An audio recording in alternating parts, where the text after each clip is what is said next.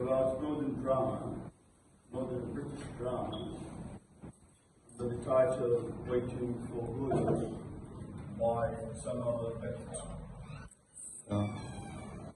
Yesterday we started talking about the type of modern drama, what is meant by modernity and modernism as well, and so many details about the genre as a whole, and why do we study drama and what is meant by modern British drama. Today, we may recover again the title that I have explained yesterday, and simply you have to note the following as far as each concept is going to be told in front of you. Try to take notes with me, and to have certain questions you will have the chance to ask me after or at the end of the lecture in order to be answered as well for you. So, a very big question about modern and modernity. If you want to give a definition for modernity, in order to be differentiated from modernism, you have to keep in mind the following definition for the word modernity. Who can be the definition on the board? Yes, please. What's modernity? It's the condition of the modern world, social, political, cultural change. So, what is connected with the word modernity? It is connected with something related to society, as I have explained yesterday in the lecture. And then something, when I say society, I have to study what's going on as far as politics is concerned. So it is political side of study, and then the type of cultural change. Since there is a society, there is politics. Since there is a society, there is culture, and so on and so forth in general. So, when I say modernity, I mean society. You see? So what type of details I have to know about the society that I'm going to study? First of all, there are historical conditions. You have to differentiate between what is preceding and what is coming up later. So, before modern age, there was what is so-called the late 19th or 20th century.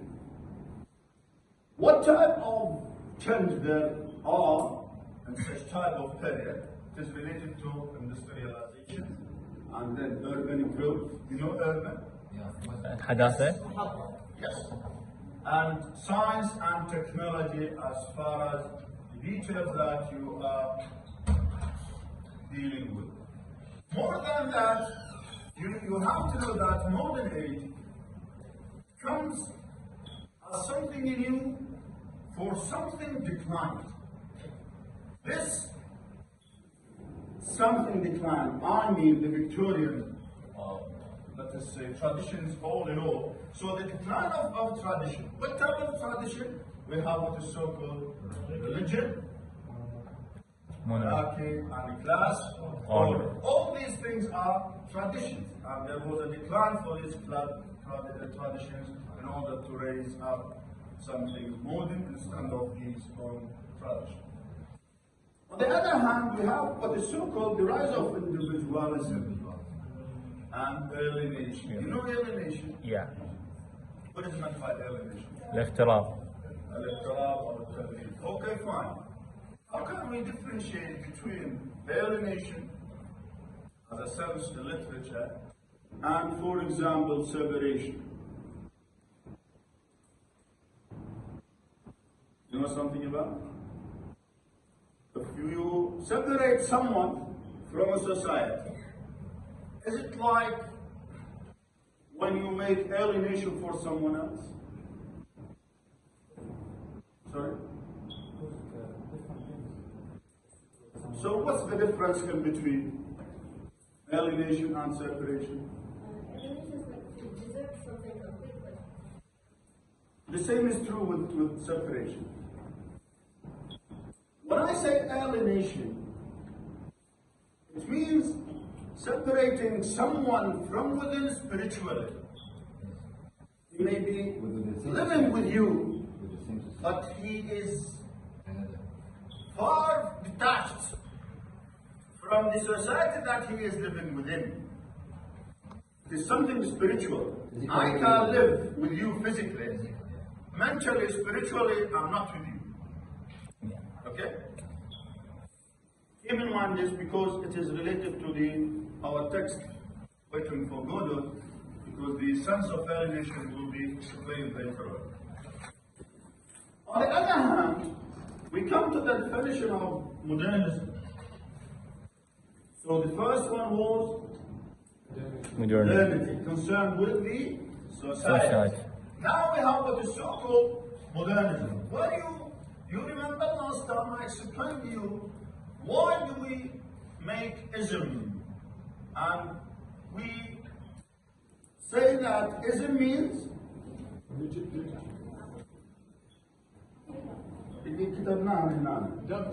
doctrine, school, thought. You see, movement. All in all are represented here. Those who have something in mind that is different from the predecessors will present something new as far as thought is concerned. So they bring new ism. For example, realism. And when it comes out, we have instead of realism, naturalism. And so on and so forth. All things will be explained accordingly when we go that dealing with the text itself. So when I say ism, modernism, it means artistic and literary response. It has nothing to do with the society. It is related to literature. Okay? All forms seen as insufficient. Insufficient?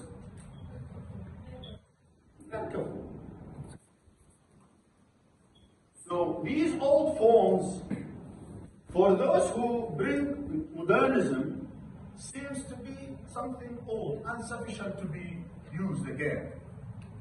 You see? What about the features of modernism? Fragmented plots.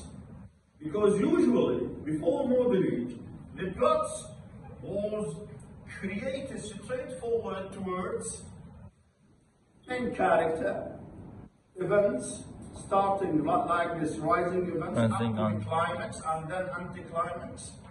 You see? And then end of events. Now we don't have such type of direct plots. It's fragmented. You may start right from the end, not from the beginning, to tell you something. The type of narration is different. What is so-called symbolism, again, it is full of use of symbols. So how can we define symbol or symbolism? What is meant by symbol in literature? I put this on here. What is meant by symbolism? Do you have something? Usually people can recall something in their mind, and if you are reminded with such type of symbol, you will remember something from their mind without saying the type of picture or image I want you to create in your mind. So sometimes things that are cannot be explained easily, you may bring a symbol just to make others think of the connection between meaning behind and the symbol itself. Okay? Abstractions. What do you mean by abstraction? Tajreed. Sometimes you may visit a very big hall for a painter, and you will find him explaining his picture in front of you that is handmade by him. And he will keep on explaining so many things under what is so-called abstractions, just to tell you the message behind, the lesson behind.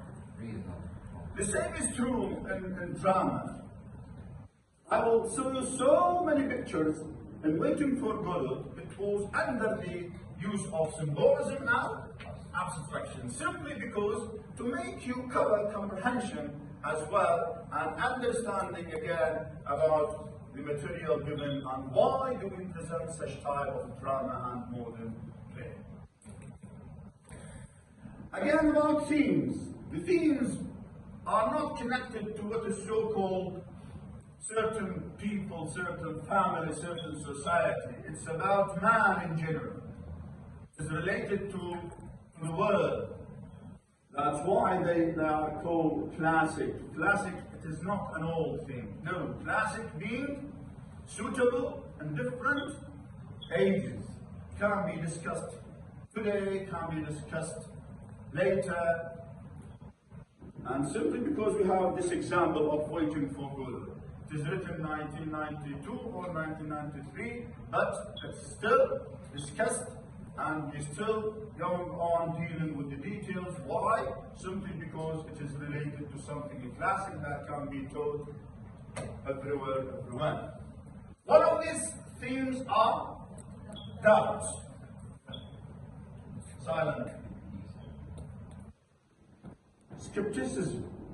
Modern man feeds on under the title of skepticism. There is nothing fixed. Discussion, debate is there about any matter. So you have to be able to convince this modern man and to make him be sure not under the title of doubt. Absurdity, and this is the main title that is going to be reflected throughout the play. And I think yesterday I explained why it is absurdity. المسرح الحدث. Existential struggle. What do you mean by existential struggle? Yes? So that always there is a struggle from within to be. You see? So man is struggling, woman struggling, society as a whole is struggling. So there's so many clashes among people, among isms.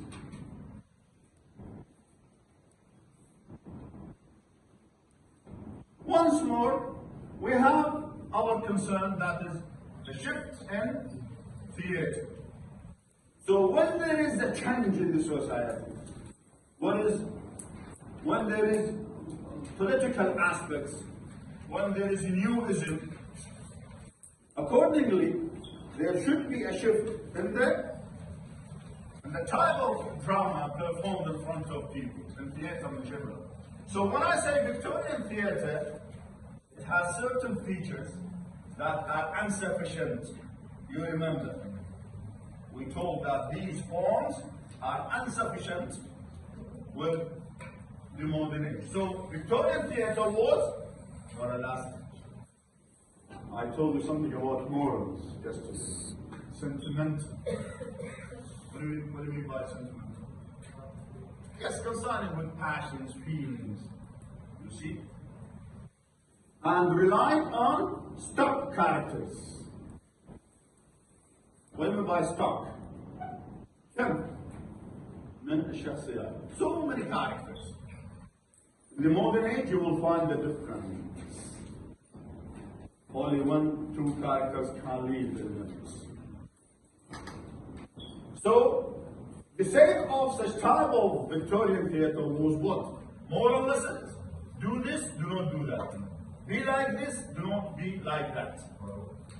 Morals. And sometimes for entertainment, for pleasure. When we shift into something else, that is the title shift in theatre, we will go to modern drama. Again with the new features. Why? Because they neglect the old forms of the Victorian theatre. So it turned instead to serious issues. قضايا serious جدية. What do we mean by جدية? Critical. You see, sometimes modern theatre can present a topic or an issue that is related to you and you don't know about, just to be shocked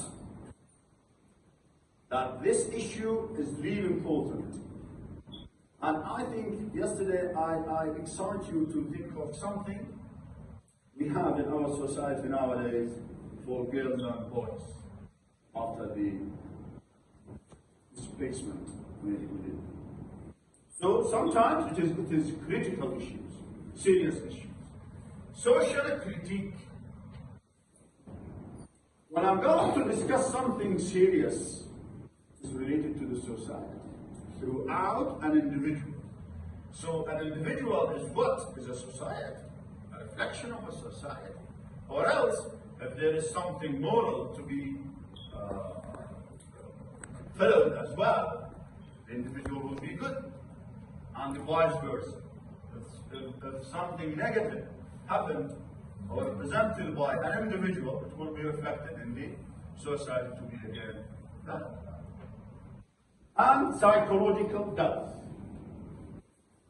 Things are not going to be discussed at random. No. Things are going to be discussed psychologically. And when I say alienation, 3 minutes back, it is related to psychology. You are living with us, but you are alienated. So the matter is concerned with the psychology. You have feeling not a part of a family, not a part of society. Okay?